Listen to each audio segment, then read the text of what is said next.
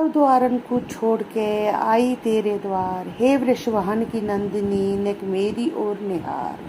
राधे राधे दोस्तों, किशोरी क्रिएशन से मैं सपना शर्मा आप सभी का हार्दिक स्वागत करती हूँ आपके अपने चैनल पर। तो आज के वीडियो में मैं आप सभी के लिए कार्तिक मास में सुनी जाने वाली सावी कहानी कथाएं लेकर के आई हूँ।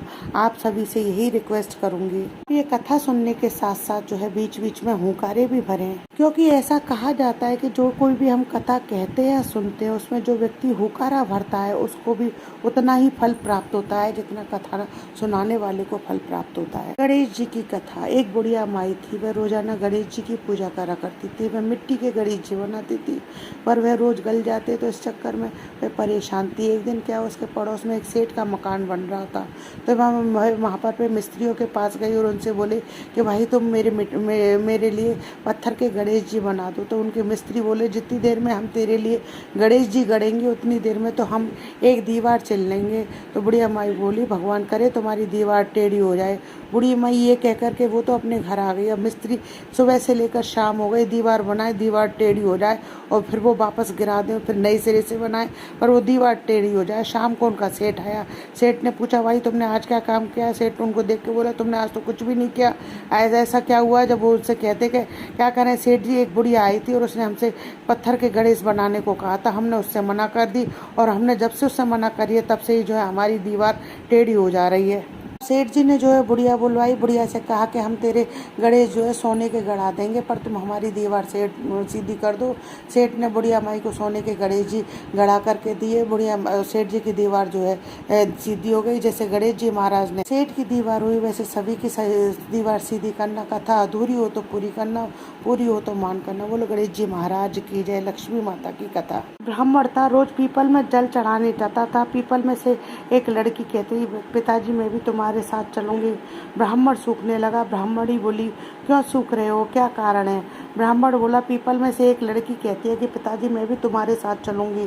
तो ब्राह्मणी बोली कल ले आना, जहाँ 6 लड़की हैं वहाँ वह 7वीं भी रह लेगी। वह दूसरे दिन उसे ले आया। एक दिन वह आटा मांगने गया तो थैला भर भर के मिला। माँ आटा छानने लगी तो वह बेटी बोली माँ मैं आटा छानूंगी। तो माँ बोली ना बेटा तू धौली धौली हो जाएगी। बेटी ने कहा ना मैं छानूंगी। उसने आटा छाना, परात भर गई। खाना बनाने लगी तब वह बोली माँ मैं खाना बनाऊंगी। तो माँ बोली बेटा तेरी उंगली जल जाएगी। नहीं माँ मैं ही बनाऊंगी। अब लड़की ने रसोई बनाई। रसोई में 36 प्रकार के भोजन बनाए, सबको पेट भर भर के खिला दिया। और दिन तो लोग भूखे रहते थे, उस दिन सबने पेट भर के खाना खाया। ब्राह्मणी का भाई आया, वह बोला जी मुझे तो भूख लगी है, रोटी खाऊंगा। बहन सूखने लगी, सबने खा लिया। अब कहाँ से लाऊं, घर में तो कुछ भी नहीं है। बेटी बोली माँ क्या बात है? तब माँ बोली बेटा तेरा मामा आया है, वह रोटी खाएगा। वो रसोई में गई, 36 प्रकार के भोजन बनाए कर मामा को जमा दिए। उस भाई बोला कि जी ऐसा भोजन कभी नहीं खाया जैसे आज खाया है। तो बहन बोली भाई तेरी पावनी भांजी ने बनाया है। मामा खा के चला गया। शाम हुई, माँ बोली बेटा दिया में वो चौका में दिया लगा करके दिया जला दियो, कोठे में सो। वह लड़की बोली मैं कोठे में सोऊंगी। तो माँ बोली ना बेटी कोठे में मत सो, तू डर जाएगी। ना माँ मैं कोठे में सोऊंगी। वह कोठे में सो गई। आधी रात कोटी, चारों ओर आंख मारी, घर में धन ही धन हो गया। अब वह जाने लगी तो बाहर बूढ़ा ब्राह्मण सो रहा था। वह उसको देख करके बोला बेटी तू कहाँ चली? तो वह थी लक्ष्मी जी थी। वह बोली मैं लक्ष्मी माता हूँ, इस ब्राह्मण के 6 बेटी हैं, इसका दरिद्र दूर करने आई थी मैं। तेरा करवाना हो तो तू भी करवा ले। अब ब्राह्मण के घर में भी आग फिराई तो उसके घर में भी धन ही धन हो गया। सवेरे उठ के ढूंढ मची, पावनी बेटी कहाँ गई, पावनी बेटी कहाँ गई? ब्राह्मण बोला वो तो लक्ष्मी माता थी, तेरे साथ साथ मेरा भी दरिद्र दूर गई, जैसे दरिद्र दूर कर गई। जैसे लक्ष्मी माता ने उसका दरिद्र दूर किया वैसे सबका दूर करना। कहते सुनते हुकारा भरने वाले सबकी मनोरथ जो है पूर्ण करना। बोलो लक्ष्मी मैया की जय। पथवारी माता की कथा। एक बुढ़िया माई थी, उसने अपने बहू से कहा कि तू दूध दही बेच के आ। मैं बेचने गई तो रास्ते में उसे औरत जो है पीपल पथवारी सींच रही थी। उनको सींचता देखकर बहू ने पूछा कि तुम ये सब क्या कर रही हो, इसके करने से क्या होता है? औरतें बोली कि हम पीपल और पथवारी सींच रहे हैं, इससे घर में अन्न धन होता है, 12 वर्ष का बिछड़ा पति मिल जाता है। बहू बोली अगर ऐसी बात है तो तुम पानी से सींचती हो, मैं इसे दूध से सींचूंगी। गुजरी बहू रोजाना दूध दही बेचने नहीं जाती, वह रोजाना दूध तो पीपल में और दही से पथवारी को सींचती। सास दूध दही का दाम मांगती तो कह देती महीना पूरा होने पर दूंगी। कार्तिक का महीना पूरा हो गया पूनों के दिन बहू पीपल पटवारी के पास जाकर बैठ गई। पटवारी ने पूछा कि तू मेरे पास क्यों बैठ गई है? बहू बोली, सास दूध दही का दाम मांगेगी, मैं कहाँ से दूंगी? पीपल पटवारी बोली कि मेरे पास क्या दाम रखा है, ये रहा डीड़ा पान धतूरा, इसको ले जा। बहू ने ले जा करके कोठरी में रख दिया और डर के मारे चादर ओढ़ करके सो गई। सास बोली, बहू पैसे लाओ। बहू बोली, कोठरी में रख दिया। सास ने कोठरी खोल कर देखा तो वहाँ तो हीरा मोती जगमगा रहे थे। सासू बोली, बहू इतना धन कहाँ से लाई? बहू ने आकर देखा तो सच्चे में धन ही धन भरा हुआ है। बहू ने सास को सारी बात बता दी। सास ने कहा, अब के कार्तिक में मैं भी पटवारी सींचूंगी। कार्तिक आया, सास दूध दही तो बेच आती, हांडी धोकर पीपल पटवारी में चढ़ा देती। आकर बहू से कहती कि मेरे से दाम मांग। तब मैं कहती, सासू जी कोई बहू भी दाम मांगती है क्या? पर सासू कहती, नहीं तू मांग। तो बहू बोली, लाओ सासू जी पैसे लाओ। मैं बोली, पीपल पटवारी के पास जाकर के बैठ गई। पीपल पटवारी ने सास को पान धतूरा भरा डीड़ा दे दिया। उसने तो ले जाकर के कोठरी में रख दिया। बहू खोल कर देखे तो उसमें कीड़े मकोड़े बिलबिला रहे। बहू ने कहा, सासू जी ये क्या कर रहा है, ये क्या कर दिया आपने? सास ने आकर देखा तो बोलने लगी, पीपल पटवारी तो बड़ी दोगली पटपीटन है, इसने तुझको तो धन दिया और मुझको कीड़ा मकोड़ा दिया। तब सब कोई बोलने लगा कि बहू तो सत की भूखी थी, उसने तो सच्चे श्रद्धा भक्ति भाव से पीपल पटवारी सींचे, तुम तो धन की भूखी हो और तुमने धन के लालच में पीपल पटवारी सींचे। हे पटवारी माता, जैसा बहू को दिया वैसा सबको देना, सास को दिया ऐसा किसी को मत देना, अधूरी हो तो पूरी करना, पूरी हो तो मान करना। बोलो पीपल पटवारी मैया की जय। लपसी तपसी की कथा। एक लपसी था, एक तपसी था। तपसी तो भगवान की तपस्या करता था। लपसी रोजाना सवा सेर का हलवा बनाकर भगवान को भोग लगाकर टाली हिलाकर जीम लेता। एक दिन दोनों में झगड़ा हो गया। लपसी बोला मैं बड़ा, तपसी बोला मैं बड़ा, क्योंकि मैं भगवान की तपस्या करता हूँ। तो नारद जी बोले, तुम्हारा फैसला जो है मैं करूँगा। दूसरे दिन तपसी नहाकर आने लगा तो नारद जी ने 1.25 करोड़ का मुंदड़ा उसके तपसी के आगे गिरा दिया। उसने आँख खोल कर देखा तो मुंदड़ा पड़ा। उसने उठाकर पैर के नीचे दबा लिया और तपस्या करने लगा। उधर लपसी सवा सेर का हलवा बना करके भगवान को भोग लगाकर टाली हिलाकर जीम लिया। इतने में नारद जी आए, दोनों को अपने पास बिठाया। दोनों पूछने लगे कि कौन बड़ा है? तो नारद जी ने तपसी से कहा कि अपना पाँव हटा। तो उसने पाँव हटाते ही मुदड़ा निकला। तब नारद जी बोले, तू मुदड़ा चुराने से तेरी तपस्या भंग हो गई है, इसलिए लपसी बड़ा है। तपसी कहने लगा कि मुझे मेरी तपस्या का फल कैसे मिलेगा? नारद जी बोले, तेरी तपस्या का फल कार्तिक नहाने वाली देंगी। सब कहानी कहकर अगर तेरी कहानी नहीं कहेंगी और तो कार्तिक का फल तुझे हो जाएगा। धोती देकर अगर अंगोछा नहीं देंगी, सीधा देकर दक्षिणा नहीं देंगी, ब्राह्मण जमा करके दक्षिणा नहीं देंगी, दिया जला करके हाथ नहीं जोड़ेंगी, तो इन सब का पुण्य तुझे मिलेगा। कपड़ा दे करके बटन नहीं लगावे, दाहिने हाथ से नाड़ा बांधे, तो इन सब का फल तुम्हें हो जाएगा। इतना कह करके नारद जी चले गए। बोलो लपसी तपसी भगवान की जय। जमुना की कहानी। एक गंगा थी, एक जमुना थी। दोनों बहनें एक साहूकार के खेत में जा रही थी।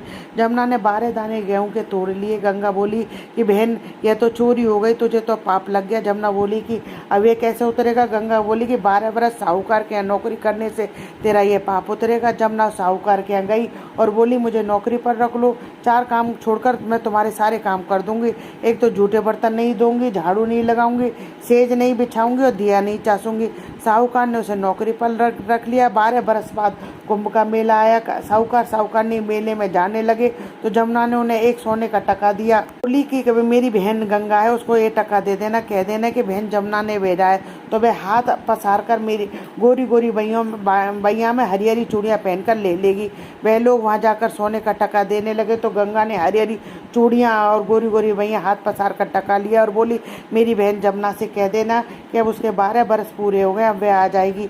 साहूकार ने घर आए। जमुना से बोले कि तेरी बहन बोली कि तेरे 12 बरस पूरे हो गए, तू आ जा। यह सुनते ही जमुना सहस्त्रधारा होकर बहने लगी। साहूकार को जब पता चला कि जमुना माता हमारे सारे काम करती थी तो उनके माथे पड़ गए और सोचने लगे, हमसे कैसा पाप हो गया, ये पाप कैसे उतरेगा। उधर जमुना गंगा के पास गई तो गंगा से पूछा कि तू साहूकार को धीरज बंधा करके आई है कि नहीं आई? साहूकार ने जमुना बोली कि नहीं, मैंने तो उनसे कुछ भी नहीं कहा। गंगा बोली, उनको धीरज बंधा कर आ, नहीं तो उनको संतोष कैसे होगा। जमुना दोनों के सपने में आई। बोली, तुम दोनों जने उदास मत हो, हमने तुम्हारे से ऊंचा नीचा सब काम करवाया, अब हमारा पाप कैसे उतरेगा। जमुना बोली, मैं तुम्हारे ऊपर कोई पाप नहीं लगाया, मैं तो अपने पाप उतारने के लिए तुम्हारे पास आई थी।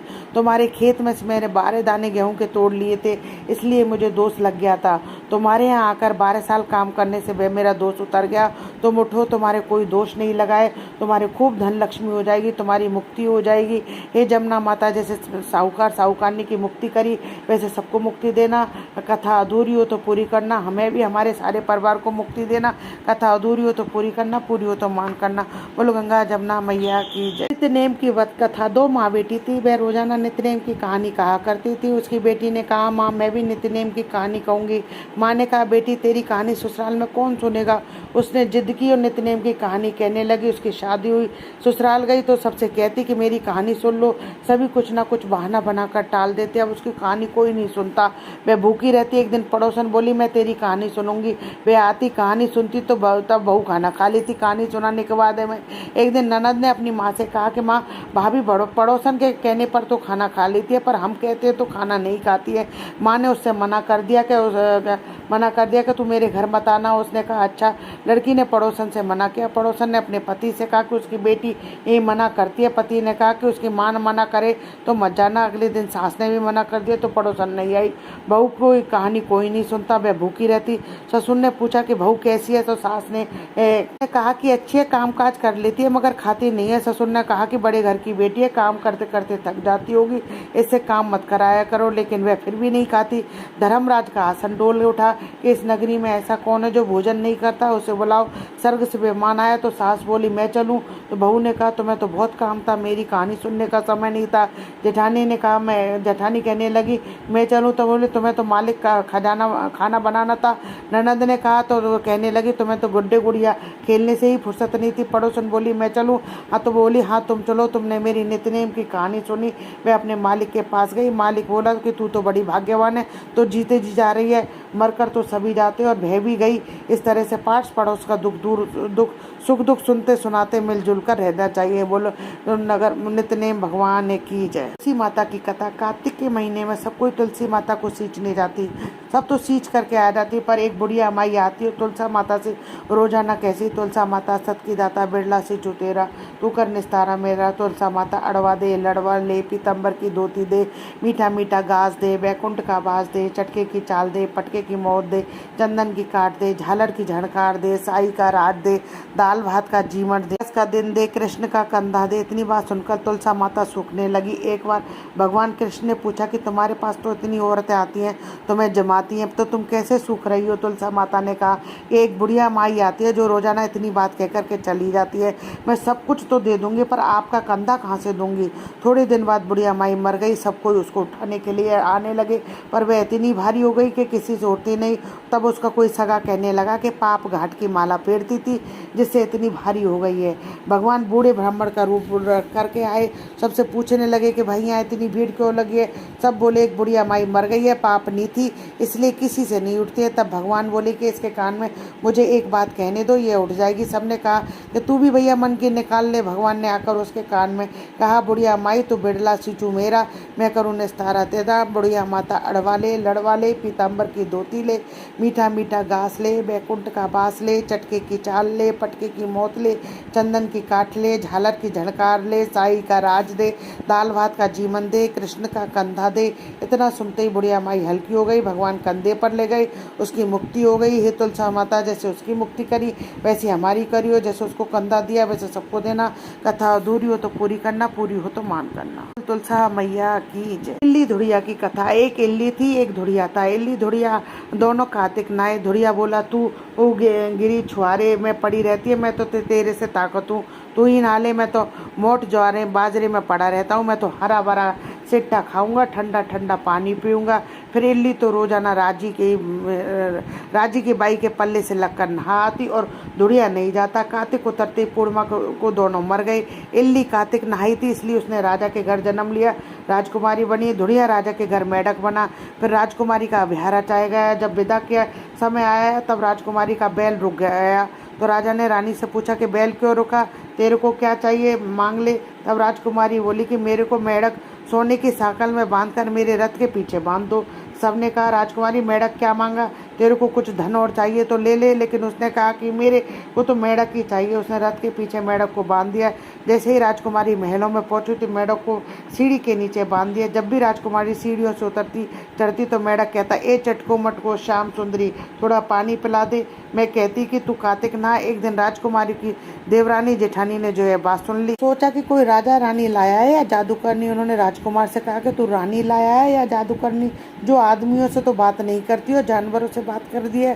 राजा ने कहा कि जब तक अपनी आंखों से नहीं देखूंगा मैं नहीं मानूंगा। एक दिन राजा छुपकर बैठ गया। राजकुमारी महल से उतरी तो फिर मेढक ने फिर वही कहा, रानी ने भी वही जवाब दिया। तब राजा तलवार लेकर खड़ा हो गया और कहा कि तू मेढक से क्या बात करती है, सच्ची बात बता नहीं तो तलवार से काट दूंगा। रानी बोली, मैं पिछले जन्म में एक इल्ली थी और यह दुनिया था। इसको मैंने कहा था कि आप दोनों कार्तिक नहाएंगे, पर यह तो नहीं नहाया और मैं नहा ली, इसलिए हम दोनों पिछली बात करते हैं।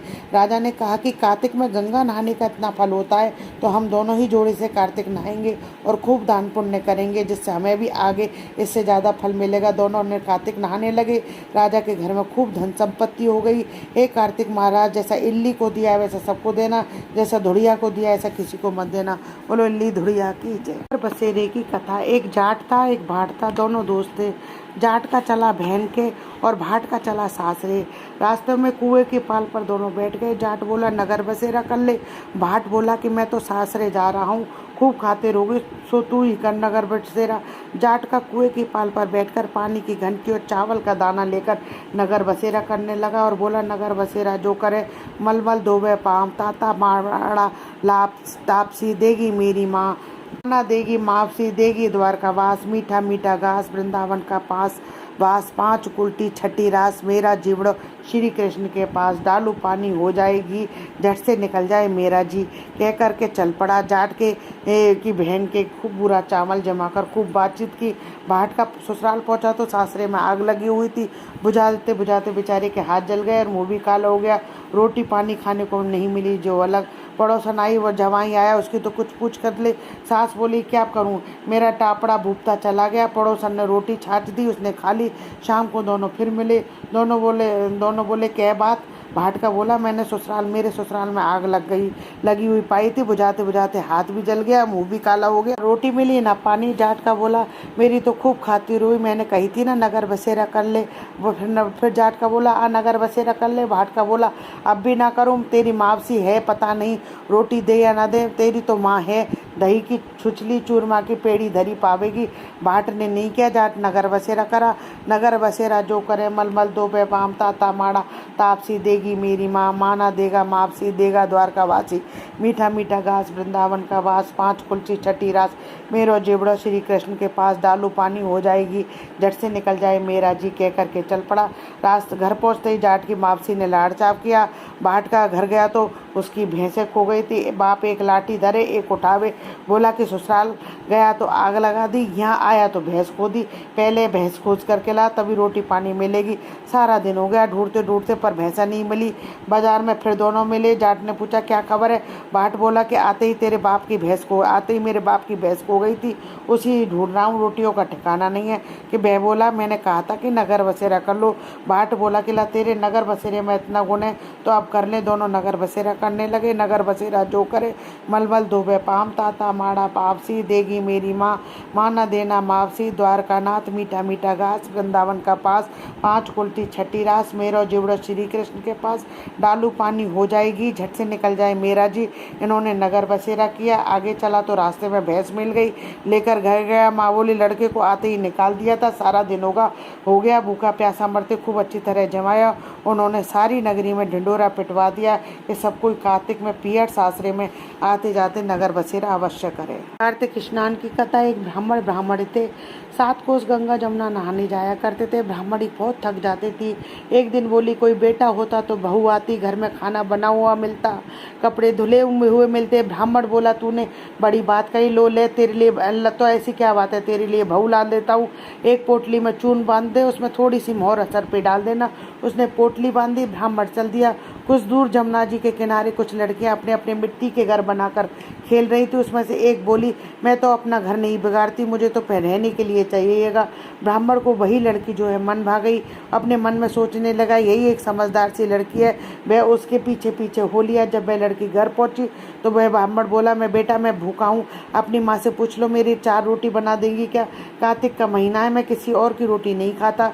वह मेरे पास चून है, वह अपनी माँ को दे दियो और अपनी माँ से कह दियो कि चून छान लेगी। लड़की बोली, अच्छी बात है बाबा। उसने अपनी माँ से कहा, माँ बाहर बाबा बैठा है, उसकी रोटी बना दो, आटा छान लेना। उसने आटा छाना तो उसमें मोहर असरफी निकली। वह बोली, इसके आटे में इतनी मोहर असरफी है तो इसके घर में कितनी सारी होंगी। अब बाबा रोटी खाने लगा, बैठा तो उसकी माँ बोली, बाबा तुम लड़के की सगाई करने जा रहे हो क्या? बाबा कहने लगा कि मेरा लड़का तो काशी पढ़ने गया, अगर तुम कहो तो खड़े कटारे से तुम्हारी लड़की को ब्याह करके ले जाऊं। अच्छी बात है। तो वह बाबा ब्याह करके ले आया। आकर बोला, रामू की माँ किवाड़ खोल, मैं तेरे लिए बहू लेकर के आया हूँ। बुढ़िया बोली, दुनिया तो बोली मारे, तू भी बोली मार दे, हमारे तो 7 जन्म भी बेटा नहीं है, तू बहू कहाँ से आएगी? ना तू किवाड़ तो खोल। उसने किवाड़ खोला तो देखा सामने बहू खड़ी है। सास आदर सत्कार से बहू को अंदर घर ले आई। बूढ़े बुढ़िया खूब नहाने जाते, बहू सारा घर का काम करती, खाना बनाती, कपड़े धोती, रात को उनके पैर दबाती। इस तरह से बहुत समय निकल गया। सास बोली, बहू चूल्हे की आँच ना बुझने देना, मटके का पानी ना खत्म होने देना। एक दिन चूल्हे की आँच बुझ गई। बहू भागी भागी पड़ोस में गई, बोली, पड़ोसन मुझे थोड़ी सी आँच दे दो, मेरे चूल्हे की आग बुझ गई है, मेरे सास ससुर आते होंगे, सुबह 4 बजे के गंगा जमुना नहाने गए हैं। ने कहा, तू तो पगली है, तुझे तो यूं ही उठा कर ले आए, इनके तो 7 जन्म भी कोई बेटा नहीं है। तो बहू बोली, ना अगर इनका बेटा तो काशी पढ़ने गया है। पड़ोसन बोली, ना झूठ बोला है। अब तो मैं बोली, बहू बोली, अब मैं क्या करूं? उसने कहा कि जली फूकी रोटी कर दे, अलूनी दाल कर दे, खीर की करछी दाल में, दाल की करछी खीर में कर दे। उसको पड़ोसन की सीख लग गई। उसने ऐसा ही किया। सास ससुर आए, आज ना तो बहू ने आदर सत्कार किया, ना ही उनके कपड़े लिए, ना ही उनको खाना लगा के दिया। सासू बोली, बहू ये क्या हो गया? ये तो जली फूकी रोटी है, अलूनी दाल है, खा लो सासू जी, तुम एक दिन खा लोगी तो कुछ नहीं होगा, मुझे तो जीवन भर अलूनी रहना है। सास बोली, बहू को पड़ोसन की सीख लग गई। बहू रात को सो गई, सुबह भागी भागी पड़ोसन के पास फिर गई। बोली, अब मैं क्या करूँ? बोली, 7 कोठों की चाबी मांग लो। जब सासू जी जाने लगी तो बहू आगे अड़कर खड़ी हो गई। बोली, बाद में जाना, पहले मेरे 7 कोठों की चाबी दे दो। ससुर बोला, चाबी दे दो, आज भी इसका है, कल भी इसका है, हमारा क्या है? तो आज मरे कल दूसरा दिन है। पीछे से बहू ने कोटे खोल के देखे तो किसी में अन्न, किसी में धन, किसी में बर्तन, किसी में कपड़े के अटूट भंडार पड़े हुए हैं। 7वां कोठा खोल के देखा तो उसमें गणेश, लक्ष्मी, पीपल, पतवारी, कार्तिक के ठाकुर, राई, दामोदर, तुलसी जी का बिड़ला, 36 करोड़ देवी देवता विराजमान है। गंगा जमुना बह रही हैं। तिलक छापे लगाए, चौकी पर एक लड़का माला जप रहा है। माँ बोली, तू कौन? बोला, माँ मैं तेरा बेटा। तू कहाँ से आया? मुझे तो कार्तिक के देवता ने भेजा है। माँ बोली, बेटा ये दुनिया क्या जानेगी? क्या मेरे घर का पति धनी क्या जानेगा? दौरानी जिठानी क्या जानेंगी? अगल बगल वाले क्या जानेंगे तू मेरा बेटा है? उसने पंडित से पूछा तो वो बोला, परली पार पे तू खड़ी हो जा, उरली पार पे बहू बेटा खड़े हो, इस पार पे बुढ़िया खड़ी हो गई। चाम की अंगिया पहने, वो छाती में से दूध की धार निकले, बेटे की दाढ़ी मूछ भी गए, पवन से गठजोड़ बांधे तो सब जाने ये बुढ़िया का ही बेटा है। उसने ऐसा ही किया। चाम की अंगिया फट गई, छाती से दूध की धार बह निकली, बेटे के दाढ़ी मूछ भीग गए, पवन पावनी से बहू बेटे का गठजोड़ बंध गया। ब्राह्मणी बहुत खुश है। कार्तिक के राई ठाकुर, राई दामोदर, कृष्ण भगवान जैसे उसने बहू बेटा दिए वैसे सबको देना, जैसे उनकी इच्छा पूरी करी वैसे सबकी इच्छा पूरी करना, कहते सुनते हुकारा बढ़ते सबके मनोरथ पूर्ण करना। बोलो राई दामोदर भगवान की जय। दोस्तों, ये आज की वीडियो में आपको कार्तिक मास में नित्य प्रतिदिन सुनी जाने वाली कथा कहानियाँ मैंने आपको बताई। यदि मेरा वीडियो जरा भी उपयोगी लगे तो प्लीज़ मेरे वीडियो को ज़्यादा से ज़्यादा लाइक और शेयर करें और चैनल को सब्सक्राइब करें। हिंदू धर्म, रीति रिवाज, कथा कहानी जानने के लिए मेरे चैनल पर बने रहने के लिए बहुत बहुत धन्यवाद। जय श्री कृष्णा दोस्तों, राधे राधे।